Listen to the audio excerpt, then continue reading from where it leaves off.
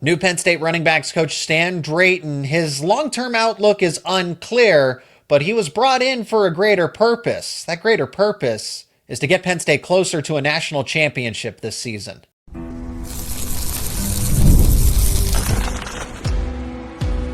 You are Locked On Nittany Lions, your daily podcast on the Penn State Nittany Lions.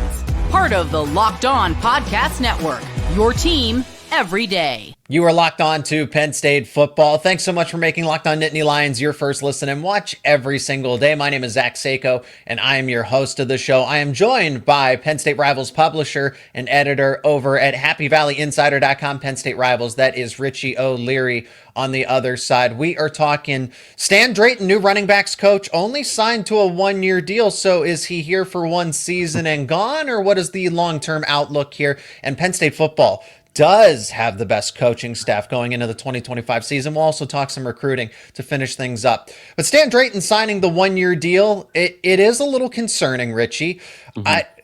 Let's try to figure out what the understanding between Penn State and Stan Drayton is, because as much as I understand there's the buyout factor with Temple, so that it helps him out financially, but I also believe that a running backs coach position is beneath Stan Drayton at this point, since he's been the head coach at Temple, since he was the assistant associate head coach at Texas. He's been to the NFL. Stan Drayton's going to get phone calls, I think, after this season, especially if Penn State does very well. Yeah, I mean, listen, first off, like you mentioned, it's the Temple buyout more than anything. You don't really want to mess with that, because you want to make as much money as you can if you're Stan Drayton, or any other coach for that matter. And when you're going to get paid to basically do nothing from Temple, it's like, okay, great. So you don't want to really mess up those numbers there. You do the 1-year deal and then go from there. Maybe he re-signs another 1-year deal after that. Maybe it turns into a 3-year deal after that, because he's so comfortable at Penn State. He won a national championship at this point. Who knows? We'll have to wait and see what happens, but that's part of the deal. And then on top of it, he's never been an OC technically. I know he was associate head coach at Texas under Sarkisian, but we know Sarkisian's OC doesn't even call plays there. It's all Sarkisian calling the plays. So it is interesting. Could he technically parlay this into an offensive coordinator job and go somewhere else? Yeah, it's possible, but he's also been living in Pennsylvania for the past 3 years. He's grew up in Pennsylvania at coaching at Penn, coaching at Villanova. I feel like I'm missing something else too. There's a third Pennsylvania. He played at Allegheny. Oh, yeah, there you go. I think he was a GA there too to start, if I recall. But either way, he's been through Pennsylvania for a long time. He's been living there the past couple of years, so now he's just very comfortable there. Now, mind you, Philly is not State College. There's clearly a big gap in time and distance between those two. But I would say it's I'm not going to say guaranteed he's going to be there in 2026, but he is probably one of, if not the best running backs coach in the country when it comes to talent development. He's got the resume behind him to prove it with the 2 national titles, the development with Brian Westbrook, Carlos Hyde, Ezekiel Elliott, Bijan Robinson. Like, the names go on and on. There's about 15 other names that our site listed of who he's developed and recruited. And I mean, you can't be upset about stuff like this. This is just the way college football is now, guys. I know Franklin likes his guys to stay 2 years at least. It's just not a guarantee anymore. I mean, Tom Allen left. Manny Diaz was 2, actually. I take it back. But Colton Hickey was close to being a 1-year thing. Yeah. So this is just the way it is. It's you get these guys for a year and build your staff, and hopefully you can turn that staff into a national championship in that 1 year and convince these guys to stay longer. If not, so be it. And that's the purpose behind this, is that you have to hit a home run. And by doing that, because Stan Drayton gets Penn State closer to a national championship. This isn't a long-term hire. Like, hey, let's have you get settled and learn. And kind of like a Marcus Hagans, where Hagans is kind of going through this developmental period of being a recruiter for a big brand, being a wide receivers coach. And you can allot him that time. But somebody like Stan Drayton, I don't think you have that luxury of developing a running backs coach to what they can be in 4 or 5 years' time. No, you need somebody that can help you now, that makes you better now, that makes Singleton and Allen better now, because they only have 1 more season of college football. So the intention is, if Penn State wins a national title, it's all worth it at the end of the day if Stan Drayton is there for 1 season and then moves on. And that's why we're going to talk recruiting in this instance, and then why Penn State's coaching staff overall is one of the best at a minimum in 2025, top 3 conservatively when it comes to overall coaching staffs. So Stan Drayton being at Penn State for 1 season, if it accomplishes the goal, then it is well worth it. Yeah, no, 100%. I mean, look at the coaching staff, and I know I'm probably looking ahead a little bit of like where they're ranked in terms of overall in the nation. You have a top 10 head coach in James Franklin. You can try to disagree with me all you want on that one, not you specifically, but anyone in the comments probably. Yes, has he struggled to kind of win those big games at times? Yes, it's no secret, but he's still a top 10 coach in the country. It's a consistent 10-win program no matter what, basically. Top 10 OC. I think you could argue even higher. I don't really know where I would put Koltunicky because I'd have to look at it and look at the list of OCs out there, but he's definitely top 10. Top 2, top 1 defensive coordinator. Like, can't really argue that one. Now you just got a top running backs coach. You already know you have a top DBs coaches in Terry Smith and Poindexter. The D-line coach, Deion Barnes, is an up-and-comer, so I'm not going to say he's top 10, but he's getting up there. Yeah. Phil Troutwine has proven time and time again, top 10 coach. Easily. So it's like, yeah, there's still some misses here and there. Like, I'm not big on Marquise Higgins personally. I think they should have replaced him, and I think that's like a very valid concern for a lot of people. But it comes down to that wide receivers room at the end of the day. But overall, this coaching staff's got to be top 5 in the country, if not one of the best, not top 3 maybe. When it comes to overall, like, you just named a top 10 assistant coach at what, 8 of the 10 coaching slots. So it's like, yeah, it's a damn good coaching staff, and bringing in a guy like Stan Drayton is only going to help that running backs room. Don't get me wrong. These two guys in Singleton and Allen, me and you can go coach them this year. It's very simple. Yeah. But now if you can get just a little bit better, just a tiny bit better for those two that are guaranteed, I don't know where they're going to be drafted, but they're guaranteed draft picks next year. 2nd and 3rd round. Yeah. So, I mean, if you could just get them a little bit better, maybe help Nick Singleton a little bit with his vision, be more consistent instead of just being that home run hitter, being a guy that can get me that 5 to 10 yards. And then I can also hopefully turn Katron Allen into that home run hitter. They're just both missing that one piece. And if they can just turn it up a little notch this year, sky's the limit for that running back room.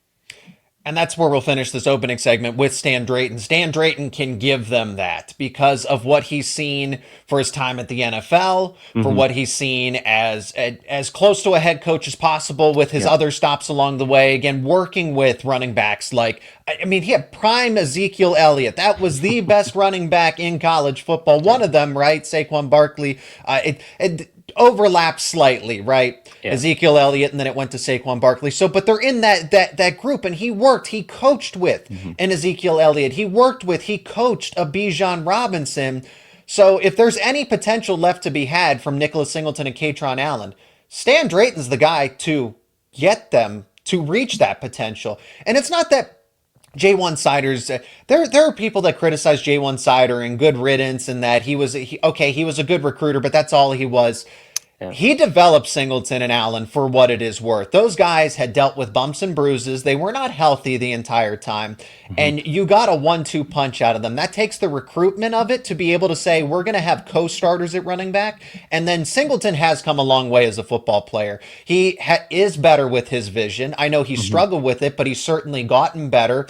It wasn't just the speed factor. It wasn't just the speed element. He became a pass catcher. He became an avid blocker. And Katron Allen, again, when he was 100%, he was breaking off long runs. I don't know what J1 Sider can ultimately do to make Katron Allen a track star at that point in time. Like, you can't teach speed. That's the saying that goes. But Katron Allen and Singleton did get better as individual players. And anytime, they struggled in 2023. Everybody struggled in 2023, and that's why they made a change at offensive coordinator and not quarterback, running backs coach, or anything else, because the OC was the issue once upon a time. But Stan Drayton is the right guy to get the last bit of potential out of Singleton and Allen, is my point above all else. Yeah, I mean, listen, at the end of the day, Jawan Sider did a hell of a job. He is a top-tier recruiter, and I'm not just talking running backs coach, I'm talking every single assistant coach. Yes. He's up there in terms of, I would say probably top 10 out of every single assistant coach in the country. I'd say he's up there, man. He's really good at it. To be able to convince a guy like Nick Singleton, I would say it's probably an easy sell being he's a Pennsylvania guy, but then be able to, like, what was it, a week to 10 days later, convincing Katron Allen to come up from Florida, mind you, Virginia guy technically, but to come up from there and still be the second running back in a class It's not easy to do that. We know it's and to do that every offseason to convince them to stay. It has, and that too, and it hasn't just been one running back classes. This is like a consistent 2 running back class for Penn State in recruiting, and it's been able to sell guys like Quentin Martin, of course, in-state guy, a little bit easier of a sell. Cam Wallace, a little bit under the radar. I think a lot of people questioned him when they took him. Well, now look at him. He was maybe or arguably running back 3 this year before the injury. Corey Smith was a guy who was a little under the radar. I wouldn't say so completely under the radar, but like a borderline 3-4 star, kind of to convince him from Wisconsin to come over. And it's just stacking classes on classes in that running backs room. Now, mind you, as good as Juwan Sider is as a recruiter, I think he kind of hit his limit as a coach. And I think that's where you're going to get to that next level with Stan Drayton. Stan Drayton is the top running backs coach in the country, probably. It is, it's just and on top of, I forgot to mention this before. I know I said it, that he's the 2-time national champ, but winning's contagious. To get guys that have done it before at the highest of high level is huge. And he not only did it at Ohio State in the Big Ten, he did it at Florida as well. So he knows what it takes to win. And it goes back to Jim Knowles as well. He just won a championship last year. You got to get guys that winning. Winning is contagious, and it's just going to be able to spread throughout the whole team. So there we go. It's a damn good hire. And that's what this coaching staff is comprised of. Not only that winning mentality, but head coaching experience, or pending head coaching experience. Yeah. Let's go through this coaching staff and talk about it a little bit more. We started in segment 1. Let's break it all down a little further in segment 2. That's coming up next here on Locked On Nittany Lions. This is a message from our sponsor, Intuit TurboTax. Taxes was dealing with piles of paperwork and frustrating forms, then waiting and wondering and worrying if you were going to get any money back. Now, Taxes is easily uploading your forms to a TurboTax expert who's matched to your unique tax situation. An expert who's backed by the latest technology, which cross-checks millions of data points for 100% accuracy. While they work on your taxes, you get real-time updates on their progress, all while you go about your day, and you get the most money back guaranteed. No stressing, no worrying, no waiting. Now this is Taxes. Intuit TurboTax. Get an expert now on TurboTax.com. That is TurboTax.com. Only available with TurboTax Live Full Service. Real-time updates only in the iOS mobile app. See guarantee details at TurboTax.com/guarantees. That's TurboTax.com/guarantees. James Franklin prioritizes head coach ability. And just because you haven't been a head coach, it's about the self-sufficiency so that he doesn't have to constantly run around and micromanage. He wants to be able to be involved in every aspect of the program. He's the glue guy. He keeps it all together. But why this coaching staff is so elite, and I would argue is the best in the country going into the 2025 season, is because you have James Franklin as a top 10 head coach, as we've mentioned. Yep. So aside from Danny O'Brien and Marcus Hagans, who are well on their way, we can debate Hagans actually in this segment because of what you brought up. But Stan Drayton, former head coach, even though it didn't work out, he has head coach capabilities. Jim Knowles, he has head coach capabilities. He's going to be the head coach of the defense. Andy Kotelnicki is a head coach in waiting. Anthony Poindexter is a head coach in waiting. Honestly, I know Terry Smith has been around with the program for a long time, but there are so many other schools that would take Terry Smith as their head coach. He decides to stay at Penn State and not pursue other jobs because he's basically the second head coach to James Franklin. And then I think eventually Phil Trautwein will get a promotion, but he manages the offensive line. You don't have to worry about that there. Justin Lustig, special teams coordinator, former head coach. So you get my point above all else is that, and look who they added. And even though they're not a main contributor on staff, Greg Cattuso coming over from Albany, former Penn State letterman, head coach. So it's this mentality. It's not only the leadership, but it's just that you have all these like-minded figures on the coaching staff that understand what it takes. And then when they collaborate together, it's only going to create a better situation because of how many people have been in a head coach-like setting, regardless of the situation. Yeah, I mean, it's always good to have guys that have good pedigrees, good resumes. On top of it, they're all winning head coaches for the most part. Like, and maybe not Stan Drayton. We'll kind of slide that one to the side a little bit, but in reality, like you said, Terry Smith probably could have had that Temple job if he really put his name out there for it. Very easy. I feel like it's like they ended up with Casey Keeler, decent hire, good hire. I'm not going to complain about it, but there's always been rumors about Terry being interested in Temple, and it just didn't seem like he was still. He wants to win a national championship. He's from Western PA. He's not from Eastern PA. It's a totally different world. Penn State. Yeah. I forgot about all that too, but just a totally different world. But regardless, Colton Hickey could have been a head coach. Like you mentioned, West Virginia would have hired him if he wanted that job. Instead, they go back to a retread and Rich Rod. Could work out, could not. Most retreads don't, so I'm not going to judge that one. Jim Knowles, looking back at it, he actually was a head coach at Cornell. I forgot about that.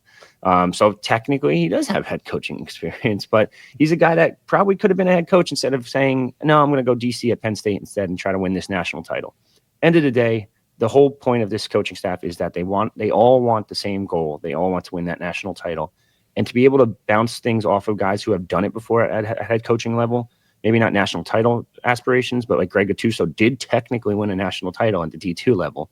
So just to be able to bounce these ideas off one another and say like, all right, we're struggling today. Like, why can't we get past this top 5, top 10 team?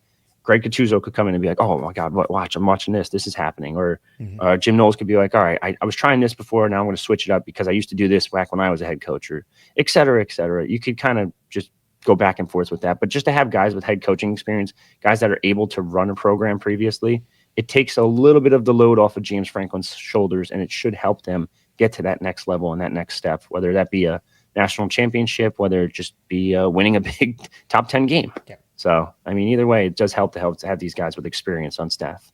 It's the experience. It's the perspective as we put it together. So Penn State just has a lot of contributors on staff that have been around the block. They know what they're doing.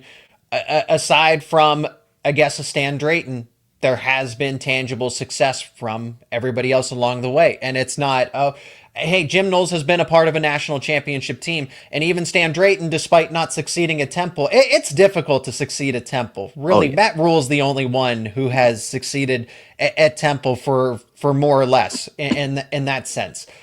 But he was a part of a national title team at Ohio State, at Florida. These guys know how to win football games, have been part of winning cultures.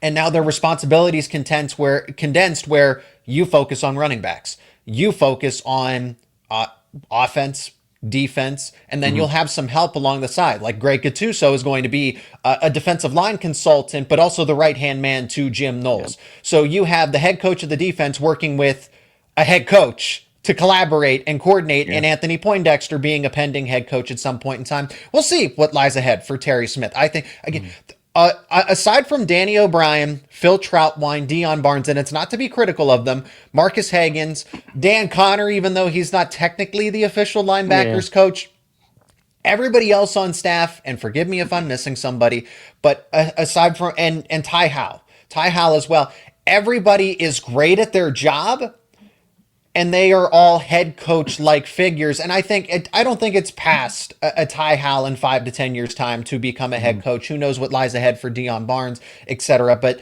there aren't a lot of question marks on staff, except for Marcus Hagans. People are correct to be critical of Hagans. The wide receivers have been bad. Now, I think Mike Yurcich and the way the offense was run in 2023. I also think the way that the wide receiver room was left in shambles. There were no building blocks. There was nothing. All the players that have been unsuccessful or have not reached enough success were not Marcus Hagans recruits. Now, 2024 doesn't look the greatest because of bad circumstances. Peter Gonzalez injured, Josiah Brown injured at the end of his high school career. You're banking on Tysier Denmark as a consensus 3-star to really break out, and he's at least developing in the right direction. But then 2025 gets 4 wide receiver recruits when this is a run-first, run-heavy team. When it's been all about the running backs, when it's about handing the football off and having a balanced, or a run-heavy and then a somewhat balanced passing attack. And balance isn't even the right word when it's been tight. Tyler Warren, tight end usage. And despite all of those circumstances, Marcus Hagans is still recruiting, I think, at an elite level. Now, Rivals On3 24/7 rate these recruits Maybe not to the extent of their potential, but I think that despite all of the circumstances, the uphill battle that Hagens has faced, he's done a damn good job. And I think the results won't necessarily show up tomorrow or next season, but 27, 28, and I know that's far out. I don't think you Mhm. make a change when you see the kind of work you reap what you sow, and Hagens has certainly done that.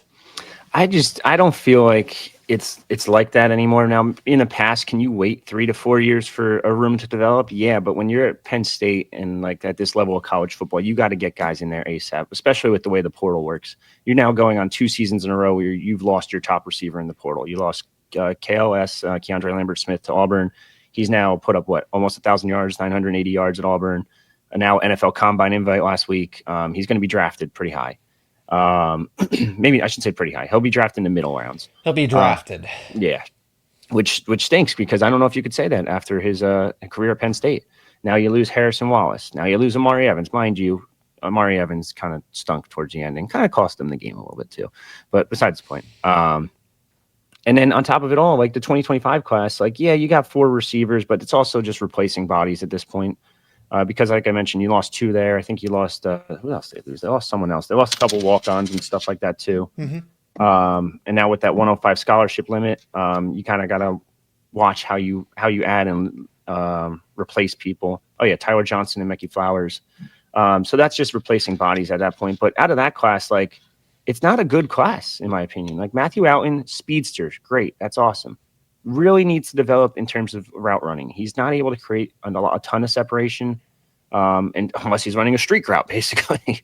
So he's a very developmental prospect. Kobe Howard's a kid that is a 4-star on our site. I don't know if he should be. I think he should be a little bit lower. He's another guy that's kind of lacked that separation. Jeff Exiner was recruited as a defensive end originally. They said no, and then came back and recruited him as a wide receiver. Kind of tells you all you need to know there. And Lyric Samuel, probably my favorite of the class. Tall, lengthy, like the old school wide receivers that you love on the outside that can go up and challenge just about anyone for the ball. Problem is he's around like 170 pounds, so he needs to add a lot of weight before. But let them redshirt. They don't need to be good right now. When you have the wide receiver room, doesn't need to be this elite group because you have Luke Reynolds, Khalil Dinkins, and eventually Andrew Rapplier comes back. You have an offensive line that's going to create lane after lane for Nicholas Singleton and Katron Allen. So Marcus Hagens, it becomes his responsibility, I would say, after this season. If you don't see any progress going into 26 at a minimum, so then it really is a lot on Tyser Denmark. It is, what can you get out of Kyron Hudson and Devontae Ross this season? But the wide receivers don't need to be elite. That's my point, because when you have Singleton, when you have Allen, when you have what you have at tight end and offensive line, and then Drew Aller is a capable quarterback, you don't need them to be these game changers right now. And I'm saying, why disrupt the long-term plans with Hagens when short-term you don't need them to be anything but serviceable in a sense. Well, that's the problem. Are they serviceable? I don't even think they're at that level right now because, like, your top receiver recruit coming in, Kyron Hudson, had 400 yards last year in the Big Ten, mind you. 100 of those came against Penn State. with 4 other people to catch passes. It was a crowded passing offense. Okay, and then you got Devontae Ross, who, don't get me wrong, put up great numbers at Troy. He's not putting up 1,000 yards at Penn State. Like, that's just... He cooked Iowa. That's one game. I just can't see it. Iowa's got a great secondary. Great defense. I don't disagree. It's just like when I see that level of game and I say, all right, he's going to come up to the Big Ten level. I try to say it's probably going to be like 60% of that production at the Big Ten level. Will he be good? I don't doubt he's going to be good. I actually like his tape a lot. I think he's a really good receiver. 5'11". Can he play the outside? He can. In the Big Ten level, it's a little bit more difficult. I think he'll probably be in the slot, and then there goes Tyser Denmark's spot if he plays in the slot. Now, they relied heavily on Tyler Warren last season, and we know that. There's no secret to it. He did just about everything, especially in the pass game. I love Luke Reynolds' potential. I love Rapplier's potential. I don't think Dinkins has the receiving skill set of Tyler Warren either, but none of these guys is Tyler Warren. And could they develop into a Tyler Warren type down the line? Yeah, but for this season... For this season specifically, I don't see Luke Reynolds putting up 1,000 yards and 120 receptions or something. So that's the problem. You don't have a Tyler Warren to rely on this year. So you need to get another receiver in the portal. And until they do that, that's what really concerns me. because I just don't trust this room still. And there's just a lot of bodies that still haven't really contributed too. If you just go up and down that receiver room, there's a lot of question marks. We heard all this Liam Clifford talk in preseason. He went out there and did nothing basically this year. So it's like, all right, well, I'm hearing all this Tysier Denmark talk this preseason. Is he going to go out there and do nothing, or is he going to out there and produce? So I don't know. It's just very questionable between recruiting, between portal, between development, and now you're losing top guy after top guy in the portal for 2 years in a row. It's just very concerning for me. And I feel like when Penn State's setting this standard of we're going to get the best guys out there and coaches, we're going to go get Jim Knowles, best DC in the country. We're going to go get the best running backs coach in the country and Stan Drayton. And then you're going to tell me you're going to keep the wide receivers coach who struggled the past 2 years and now is struggling on the recruiting trail again. I'd say it's a little questionable. It's interesting that you say struggling, because I do like what they have in I like what they have a lot in 2026, and I know that's so far out, but Yeah. Cap it there because, well, actually, no, let's not cap it there because it's a perfect segue going into recruiting. You say that Marcus Hagans is struggling. The class of 2026 is off to a phenomenal start. The expectation is that they should finish in the top 10 for that cycle. We'll talk about it more after this break.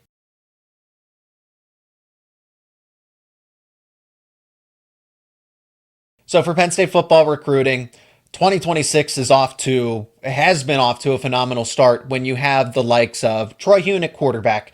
We'll see with Messiah Mickens, but that's the point of this segment. Kevin Brown, another face of your class of 2026, and then just a lot of under-the-radar prospects. For example, I think Jasir Rogers can be an elite wide receiver.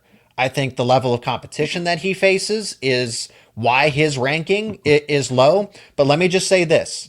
For what it is worth, that 3-star is going to change. I think he will be a 4-star, high-end 4-star, starting to teeter on that 5-star. Penn State doesn't take commitments just for the heck of it. There's a reason that they take a commitment, and that early in the cycle as well. This isn't just a couple of days ago. He's been committed now for months, and there's a reason that Rodgers is in the fold. But this class of 2026, at a minimum, should be a top 10 class with the potential to be a top 5 class in the nation. Yeah, that's where I'm starting to question things a little bit. We could start out with Troy Hune. He dropped significantly this year. He went from like 105 in the country to like 247. He's struggling mightily. He didn't look all that great as a junior. His tape's meh. It's okay. It's not great.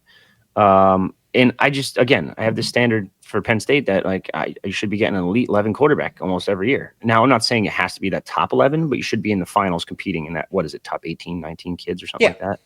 I don't know if he's going to make that, to be honest with you. I think he's solid. I just feel like they had some better options out there before they took him. Now, always a risk too, taking a kid that's all the way across the country. It's not easy. Now, it worked out for Darius Dixon last cycle, and it works out in certain scenarios. And California, don't get me wrong, produces quarterbacks at a high rate.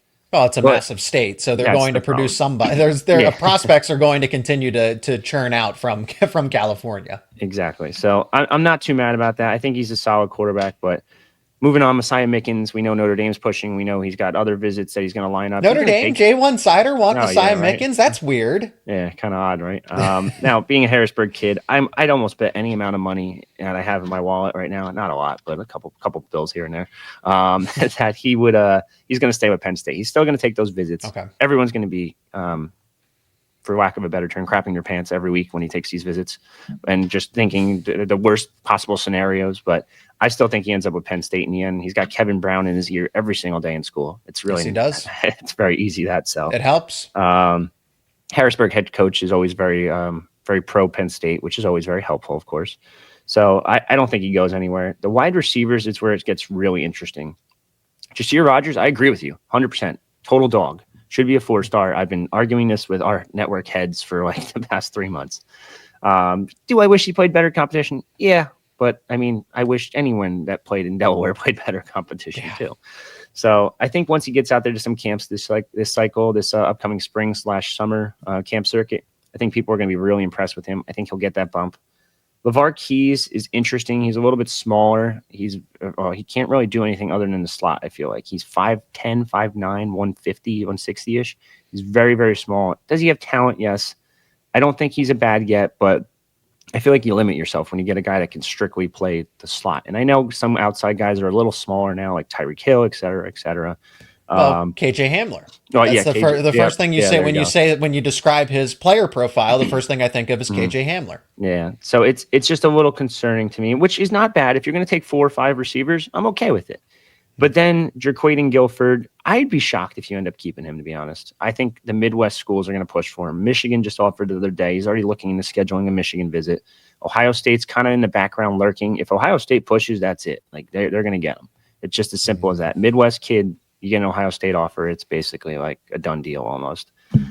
So that's right now you have 3. I'd be shocked if all 3 of those guys sign. I think it's more like Jaquaden's going to go somewhere else. Then you have other guys that scheduled visits to campus. Like Messiah Hampton was supposed to be there. 4-star to New York was supposed to be on campus February 1st for that junior day. Canceled it the day before to go down to Miami. Like, okay, here we go again. And it's the same thing. And it's specifically with wide receivers. Like you don't see this with like Kevin Brown's not even hesitating in his recruitment. Daniel Jennings, West Virginia kid West Virginia's pushing for him. He doesn't even care really that much. It's like, yeah, the local school, great, awesome, don't care. Julian Peterson's gotten pushed from all kinds of Big Ten schools over down at Winslow Township. Obviously, Bill Belton there, the head coach, to help out that one a little bit. And Matt Sieg just stud, like didn't even like question things. Went like, I'm going to Penn State early. I'm done. I don't want to do this recruiting thing anymore. So while it's a good class right now, I'm interested to see kind of how this finishes out, because wide receivers, you're going to have to get better at it. And it goes back to that Marquise Higgins issue. And I think people see that like, all right, well, they're not really developing wide receivers. I'm going to start looking elsewhere. Now, Jaquaden Guilford's a different scenario, being that the local schools are going to push for him, but there's really not a ton of wide receiver talent in the Northeast this year. And the lone couple guys that there is, you're starting to miss out on them, because like a Messiah Hampton just canceled his visit the day before to go to Miami. And what does Miami have more than anything? It's all about the Benjamins. They do. I think it's obviously going to see a lot of twists and turns, but the class of 2026 is definitely off to a great start. At a minimum, they should finish within the top 10 with the potential to finish in top 5. Like I said, if you said, if they check some of those boxes, make sure that they keep wide receiver anchored down, probably get a second running back. I don't think that hurts. Obviously, add some more defenders in this class, but they kind of have one of everything at this point. I think when you have a top 10 QB, give or take, a top 15 QB, one of the better ones in the nation, a top 10 running back, and then a face of your class, somebody who's going to do a lot of the recruiting for you, and a Kevin Brown who's probably going to be a top 50 prospect overall when the rankings are finalized, that you have the foundation, and then the rest will take care of itself. Yeah, it's just interesting because you keep looking back and forth, and like there's some other Pennsylvania kids like Tavion Branch who they're recruiting, kind of starting to lean a little bit more towards Oklahoma. And it's like, all right, well, you want that kid, right? Like, well, what's going on here? Then like their next probably their next commit, if I had to guess, Marlon Bright from DePaul Catholic. He's a 3-star offensive lineman, and I trust Trout with anyone when it comes to offensive line recruits, but you need to land consistent 4-stars. Like that's the problem. Could these guys be 4-stars down the line? I think they could be, but as of right now, they're not. Like Amari Saab, a wide receiver out of South Jersey, like he's probably going to end up at Penn State if I had to guess right now. Another small 5'9" guy. So it's like, okay, how many 5'9" wide receivers can you really go out and add? So I don't know. I mean, as good as recruiting is right this moment, I'm a little cautious about the future, just because like it's been a while since they've landed a commit, and it's been a while since they've landed a 4-star commit at that. So it's a little concerning at this point. We'll wait and see what happens. But it's what has it been? I guess Julian Peterson was more recently, but before that, it was a month and a half went by when they landed Guilford in December 6th. So it's a little concerning right now for the future, but we'll have to wait and see what happens. That'll do it for this edition of Locked On Nittany Lions. Thanks so much to each and every one of you for checking out this episode. Let us know your thoughts down in the comments section. Be a part of the conversation as well. Check out Richie's work down in the description. Links to his work will be provided. Richie, thanks so much for the time, especially for the recruiting perspective, and to chat some more Penn State football overall.